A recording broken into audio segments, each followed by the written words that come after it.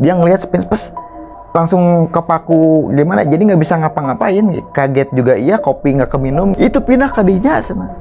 Pas dia, ya mungkin kata dianya mah tiba-tiba lari dia mah jadi sebelah dia langsung lari ke luar, dia langsung nge-WA ke saya, Yan, naon eta tukang urang tadi.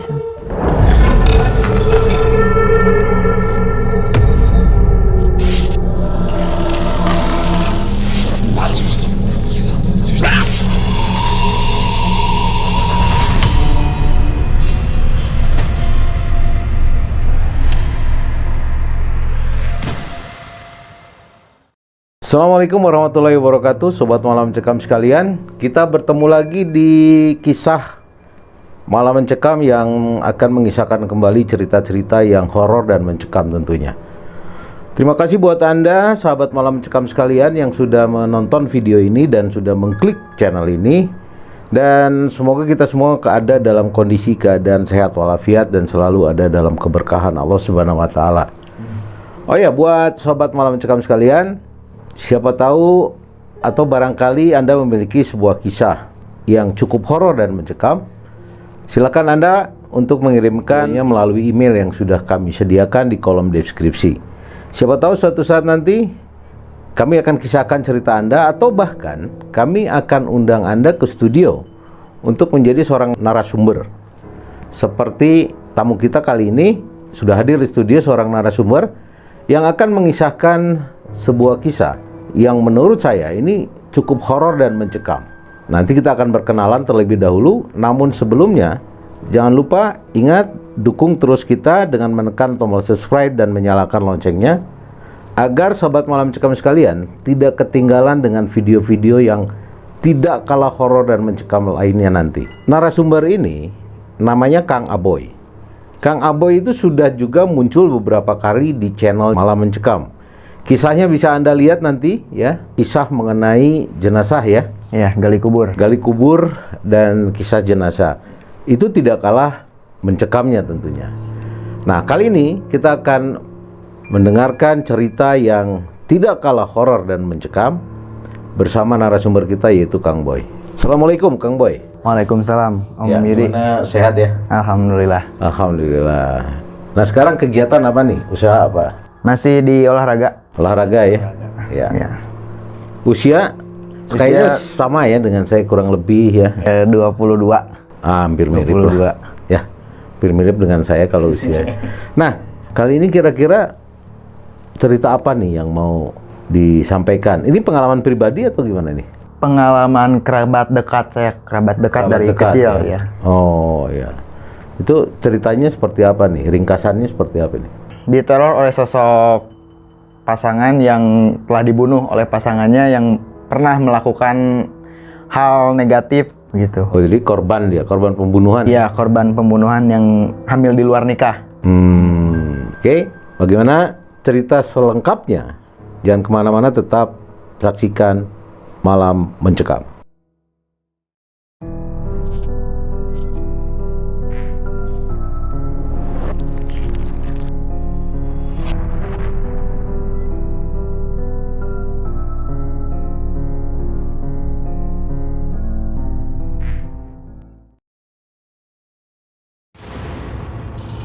Jadi awal mulanya itu pada tahun 2010.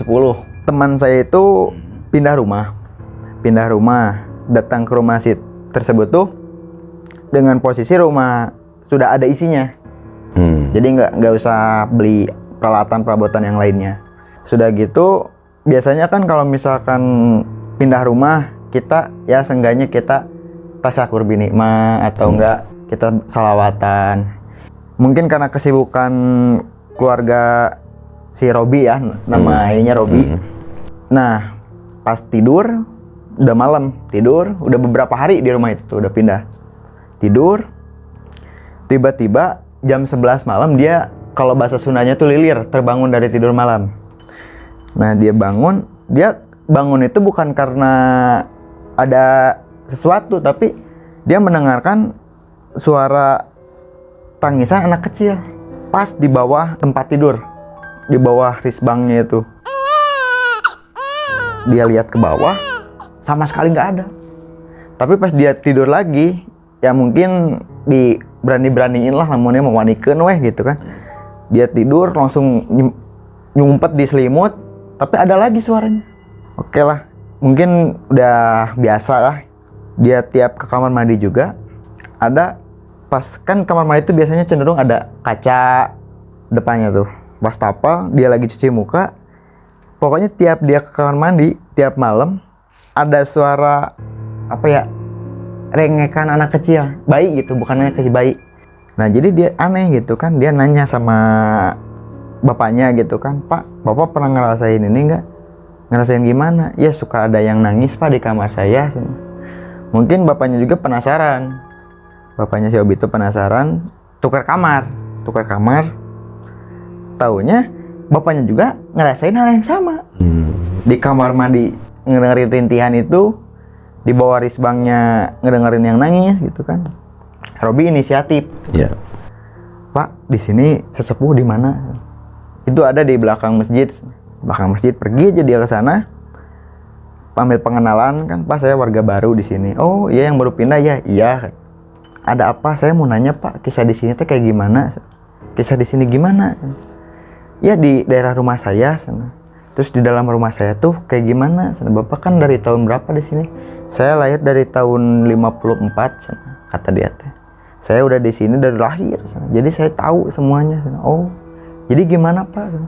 "Dulu itu pernah ada satu hubungan anak muda. Dia tuh, jadi rumah itu tuh sebenarnya tuh rumah peninggalan almarhum almarhum yang cewek ini.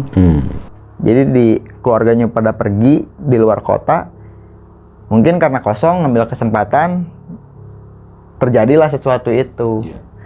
Lalu kata bapak sepuh ini, ceweknya hamil, minta tuntutan untuk tanggung jawab, tapi si cowoknya nggak mau.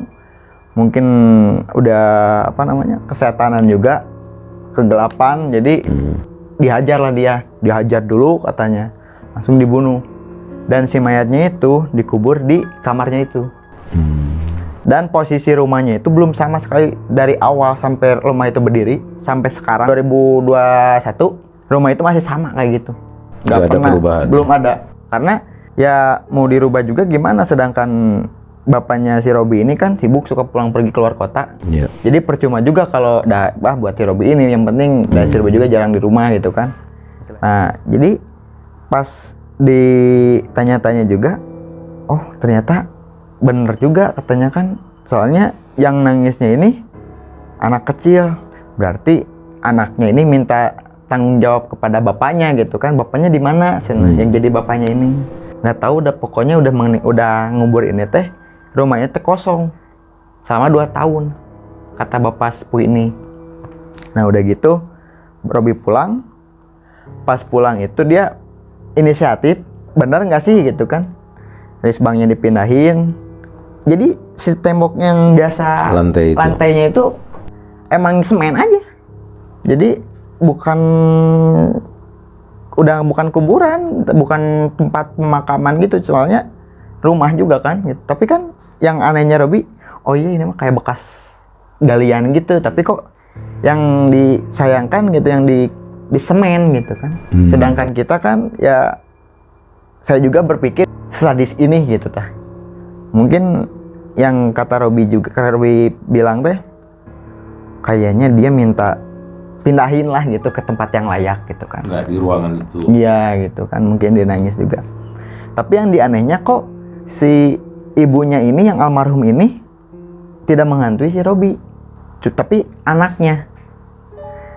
Nah Robi tanya ke ibunya, ke ibu Robi itu kan. Ibunya juga udah sakit-sakitan gitu kan.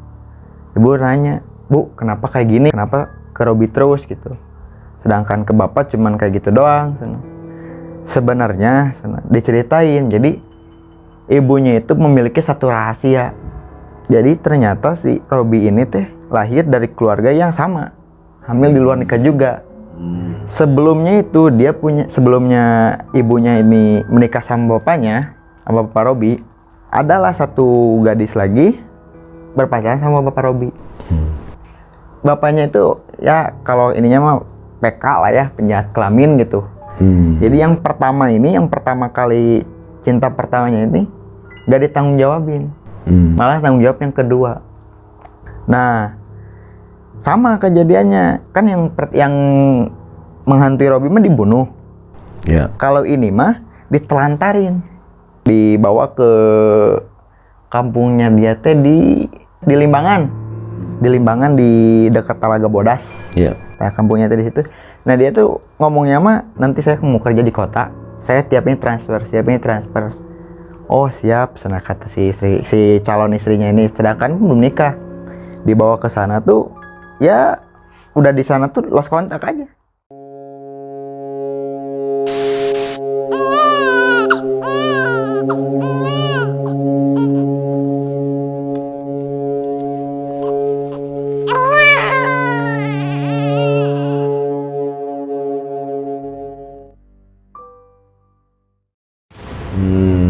Langsung putus hubungan. Ya. Nah mungkin Robi inisiatif.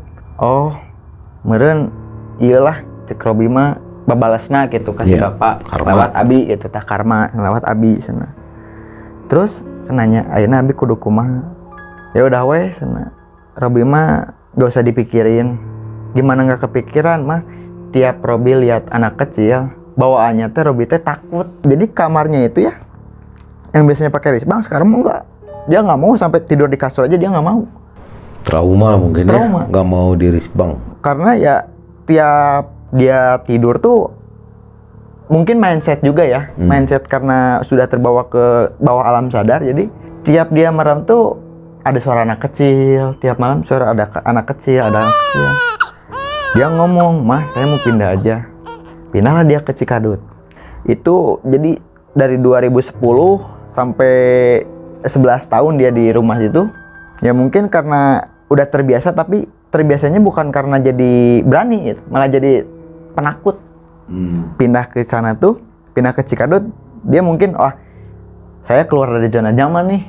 Saya pindah ke rumah. Saya pindah ke sana, ke Cikadut. Di Cikadut rumahnya rame. Jadi pemukimannya itu padat di gang sih, di gang kecil. Jadi kan padat. Dikira dia pikir tuh, wah, iya mah geus malah naon lah, da ieu mah rame. Tapi ternyata jinnya itu, rohnya itu ngikutin. Mengikuti. Jadi mungkin karena udah akrab lah ya, ngikutin we. Pernah dia lagi bikin kopi, tiba-tiba si kompor gasnya itu hidup sendiri. Ya, cetrek. Pas dilihat, nggak ada. Tiba-tiba, jadi dia udah ke kompor gas, hampirin kompor gas, naon nih, nabat ngejat aja. Tiba-tiba air ngocor sendiri. Terus ada weh yang lari di tangga, pokoknya mah jinnya itu hitam, matanya merah, lari. Dia ngelihat sepintas, langsung kepaku gimana, jadi nggak bisa ngapa-ngapain. Kaget juga iya, kopi nggak keminum, meminta tolong nggak bisa. Dia bingung kan, kok mau pindah ke sini, tetap aja gitu diikutin. Gimana ya kasih? Langsung dia pindah lagi. Jadi bukan pindah rumah, tapi pindah tempat tinggal dulu bentar lah gitu kan. Pindah ke saya. Dia cerita yang seperti saya bilang tadi, saya dihantuin. Terus saya bingung kan, gimana ya? Ya paling berdoa lah intinya mah. Dia ya pengen keluar dari zona nyamannya dia bingung harus kayak gimana. Adalah teman inisiatif si Anggit kan, naon boga temen tuh kan. Anggit tuh orang Jawa, bapaknya itu kepake lah di daerah saya tuh kan. Cukup disegani lah ya. Cukup disegani. Bapak kamu bisa ini ngebersihin. Oh bisa. Ngobrol sama padenya itu, Pade bisa ngebersihin rumah saya. Dibecanain kan, emang kotor. Bukan, iya ngebersihin apa, harus jelas gitu. Banyak hantu Pade. Wah masa, gak mungkin. Iya Pade, serius. Dari rumah yang lama ke rumah yang baru juga tetap ada, malah ini mah lebih parah. Wah gak mungkin. Udah Pade aja ke rumah. Ya wis, nanti saya ke rumah. Pergi dia malam-malam jam 8. Aduh, bener le sana, kata padenya itu. Iya kan manggilnya pade kan. Bener apa pade? Wakeh sana, banyak. Aduh. Jadi gimana? Itu sebelum masuk? Ya, jadi pas baru masuk pintu, baru masuk ke ruang tamu gitu kan. Wakeh sana. Bapak tahu dari mana? Ya ada. Tiba-tiba nyerang saya. Nah, nyerang. Perasaan biasa aja, tapi si Robi ini mungkin ngelihat dari gesturnya kayak bukan nahan ya, kayak ngeluarin tenaga dalam gitu, main tenaga dalam. Sok atuh sana, biarin Robi bikin kopi sana. Jangan ke situ. Sana. Kenapa? Udah nggak usah sana. Diam aja di sini, kamu di luar aja sana. Robi keluar, belentrung di dapur.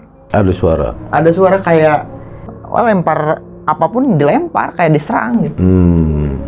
Duh. Jadi Robi nangis takut. Pade ya baca-baca biasa aja kayak orang rukyah gimana kan. Inisiatif masuk ke dalam. Gak ada sama sekali, nggak ada berceceran kayak misalkan sendok jatuh, suara kan bekas biasanya lemparan nggak ada sama sekali. Padenya juga lagi duduk santai. Ada suara dari luar kayak serangan gitu. Tapi pas dicek ke lokasi ke dalam nggak ada. Jadi karmanya itu, pembalasannya itu kayak lebih gitu. Iya. Jadi buat teman-teman sahabat Malam Mencekam, hati-hati gitu kan. Jangan karena nafsu 5 menit sengsara lebih dari 5 menit itu gitu kan. Seumur hidup. Nah, jadi balik lagi ke cerita, Robi bingung kan, diusir teh gitu, dibersihin teh malah makin menjadi gitu. Dia sakit kayak digencet gitu. Tapi dibawa ke mana-mana juga ini mah bukan sakit, jadi tapi dia diem aja kayak gini. Pas setelah dibersihin rumahnya itu kan, udahlah, dia cuek, udah sembuh dia cuek.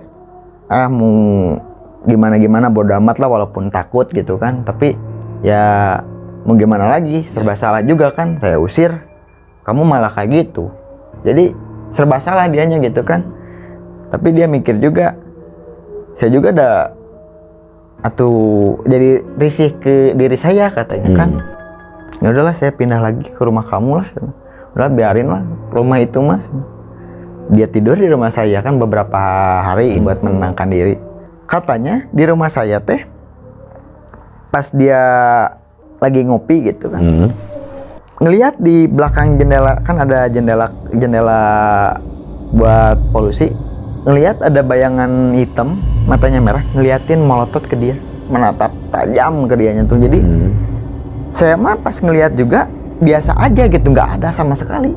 Tapi dia kayak yang ketakutan, nunduk langsung, diginiin sama saya teh kan. Tunggu reis, itu naon? Ya itu, lihat. Pas dilihat sama saya nggak ada. Itu pindah ke dinya sana. Pas dia, ya mungkin kata dianya mah tiba-tiba lari, dia mah jadi sebelah dia langsung lari ke luar. Dia langsung nge-WA ke saya, Yan, naon? Eta aya tukang urang tadi.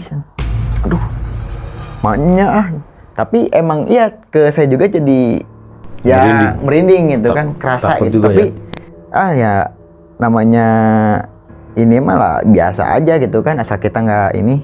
Dia sampai nggak mau ke rumah saya lagi. Tapi kontekan masih gitu kan, masih komunikasi masih. Sampai sekarang? Masih ngobrol, ngasih ketemu. Cuman kalau dia ke rumah saya nggak mau. Karena hal yang itu. Pokoknya dia hantuinya tuh bukan sama almarhum ibunya, tapi sama anaknya. Sama anaknya ya? Anaknya. Anak yang ada di dalam kandungan? Anak yang dalam kandungan. Tapi yang anehnya kok bentukannya tuh kan yang namanya ini kan belum masih suci lah ya. Masih ini. Biasanya kan ya mungkin sepengetahuan saya atau gimana ya, pemikiran saya juga bersih, suci gitu kan. Tapi kok ini hitam, mata merah. Mungkin ya kalau menurut saya ini efek dari melakukan zina tersebut kata saya gitu. Seperti itu kan. Berarti ada balasan langsung ya? Iya, langsung. Dari apa yang dilakukan, ada karma langsung yang dirasakan ya? Iya. Sekarang kondisinya seperti apa? Kondisinya ya kalau ketemu ya biasa aja gitu. Cuman ya dia jadi misalkan nih kita lagi nongkrong nih. Adalah anak kecil yang baru bisa jalan gitu kan, lagi sama orang tuanya. Dia ngelihatnya itu kayak ngelihat setan. Takut aja. Sedangkan selucu-lucunya anak kecil dia tetap takut.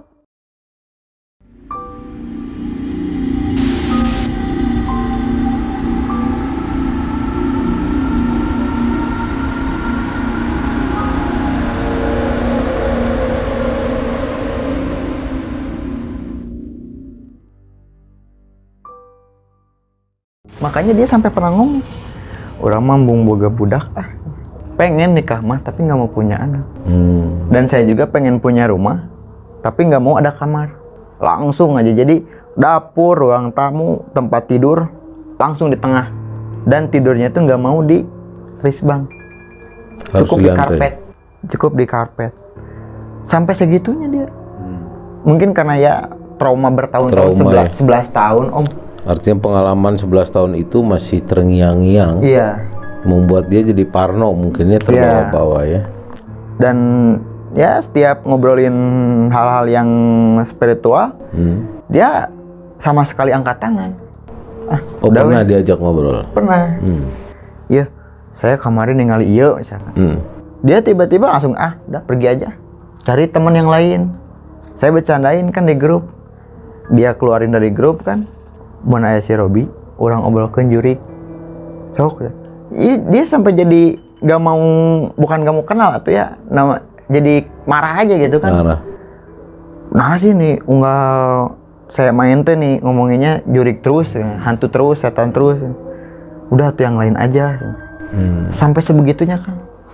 Jadi ketika teman-temannya ngomongin masalah jurig ibaratnya, mungkin dia langsung ngeloyor aja pergi ya pulang ya. Karena ya pemikiran dia langsung ke anak kecil yang hitam tadi yang bermata merah. Dia langsung pemikiran seperti itu.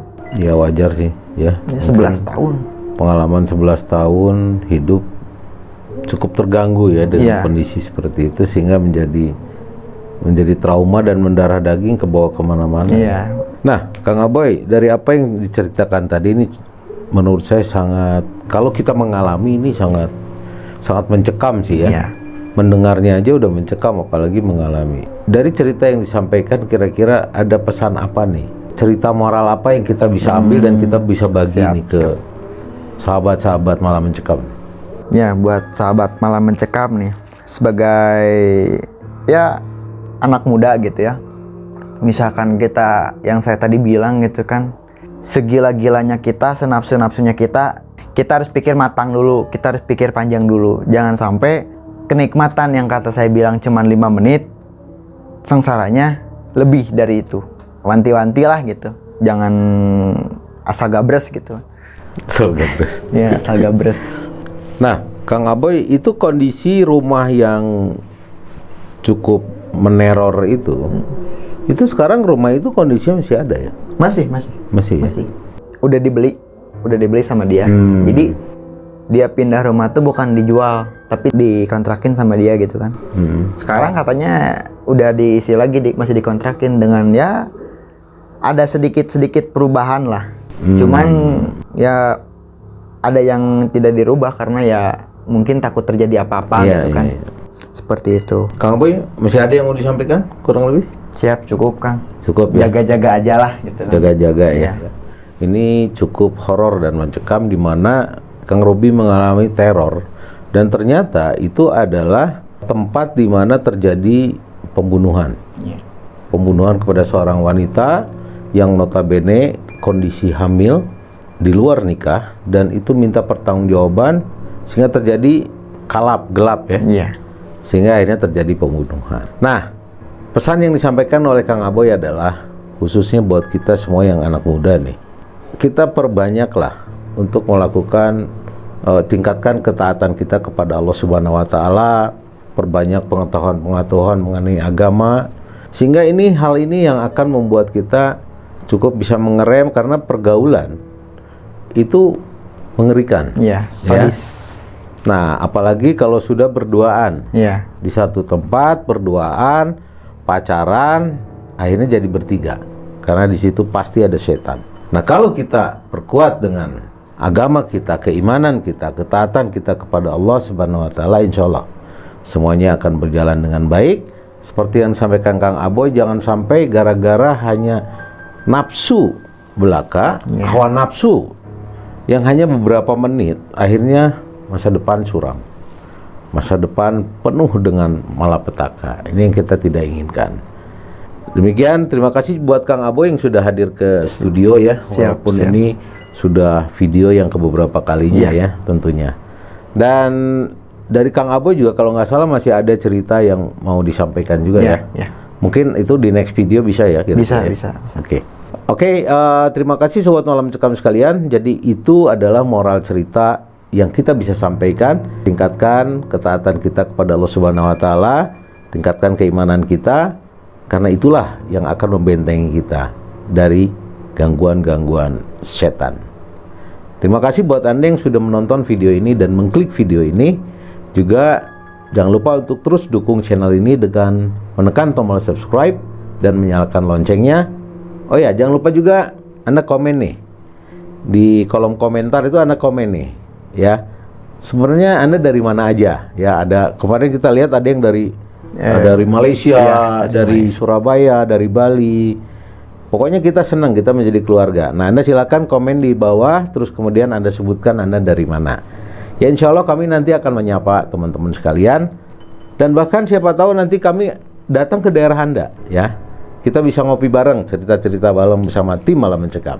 Oke, buat Anda yang memiliki cerita pengalaman pribadi yang cukup horor dan mencekam, silakan Anda untuk mengirimkannya, ceritanya, melalui email yang sudah kami sediakan. Siapa tahu nanti kita akan undang Anda ke studio seperti Kang Aboy, ya, untuk bercerita langsung pengalaman mengenai cerita horor dan mencekam tentunya. Terima kasih Kang Aboy, terima kasih sudah hadir di studio. Dan semua Sobat Malam Mencekam sekalian, terima kasih. Saya Yudi dan tim Malam Mencekam, kami pamit mundur. Assalamualaikum warahmatullahi wabarakatuh. Waalaikumsalam warahmatullahi wabarakatuh.